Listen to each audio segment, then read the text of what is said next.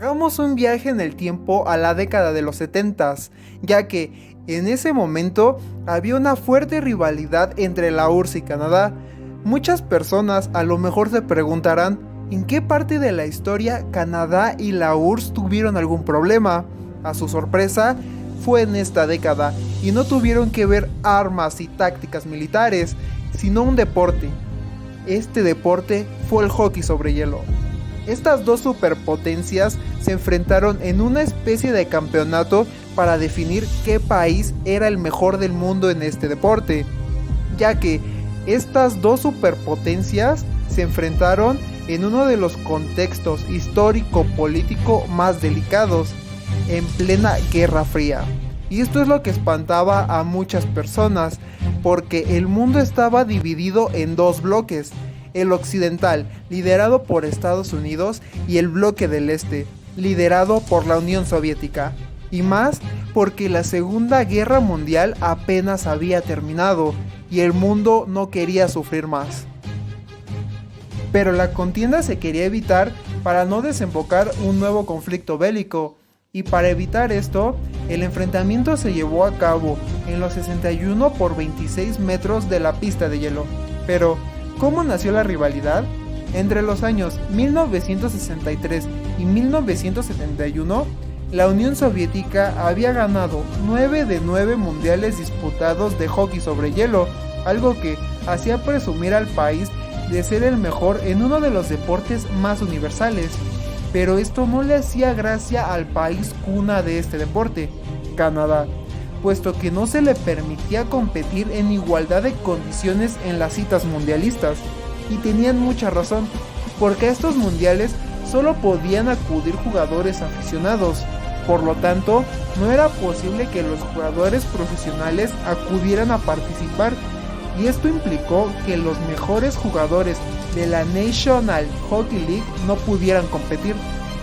Al contrario, si algunos jugadores profesionales podían competir, es porque figuraban como soldados o como agentes de policía, y por tanto eran amateurs de cara a la Federación Internacional. Pero hasta ese punto todo estaba tranquilo.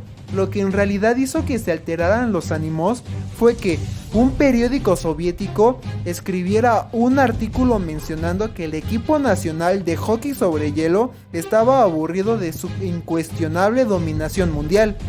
Ese artículo hizo que la Federación Canadiense retara a la URSS a un campeonato oficioso, en el que ambas selecciones pudieran enfrentarse con sus mejores jugadores. Los soviéticos no tuvieron más remedio que aceptar el desafío, y se acordó que el vencedor se determinaría en un total de 8 encuentros, 4 en Canadá y 4 más en la URSS. Esta contienda era más que un duelo deportivo, ya que, como antes se mencionó, estamos inmersos en la Guerra Fría, y todos los movimientos que se realizaban tenían que ser muy bien pensados, ya que el mínimo error podía ocasionar una catástrofe derivada del comunismo y el capitalismo. La victoria de uno u otro bando tendría una inmensa repercusión mediática y propagandística, lo que alimentaba más la rivalidad ya de por sí intensa, en uno de los deportes más violentos y menos legislados de la época. Todos esperaban algunos duelos intensos, pero la igualdad de intensidad entre ambas selecciones sorprendió a todos. Ambas selecciones presumían ante la otra de ser superior, pero muy pronto se descubrió que la igualdad entre estas dos potencias era máxima. Los 3 primeros encuentros hubo una victoria para la URSS, 7-3, una victoria para Canadá, 1-4, y un empate, 4-4, aunque los soviéticos se quejaron amargamente de la agresividad y violencia desplegada por el equipo canadiense. En 2 ocasiones se llegaron a solicitar el cambio de los colegiados, afirmando que si los encuentros se hubieran disputado bajo las normas del hockey sobre hielo europeo, mucho menos permisivas, el resultado hubiera sido diferente. Aún así, la URSS consiguió regresar de América con el resultado a su favor, tras imponerse en el cuarto partido por 3-5. Era el turno de disputar 4 partidos en tierras soviéticas, todos ellos en Moscú, en el Palacio de Hielo Luzhniki. Remontar el marcador en terreno ajeno se antojaba complicado para los canadienses, que viajaron a Europa acompañados de 3,000 aficionados contagiados por la emoción del campeonato. El quinto encuentro comenzó bajo numerosos actos de propaganda soviética, pese a que al final del segundo cuarto se llegó con el resultado de 0-3 para Canadá. Un parcial de 5-1 en el último cuarto dio la victoria a la URSS, remontada y apuñalada al orgullo canadiense, y los rusos se quedaban a un solo partido de llevarse el histórico triunfo. Cuando las cosas parecían más complicadas, llegó la reacción canadiense. Victoria por 2-3 en el sexto partido, que quedó marcado en la historia por una de las acciones más antideportivas que jamás se han visto sobre la pista. Kharlamov, que estaba siendo uno de los mejores jugadores del equipo soviético, tenía molestias en el tobillo, y el entrenador asistente de Canadá ordenó a Bobby Clarke que lo golpeara.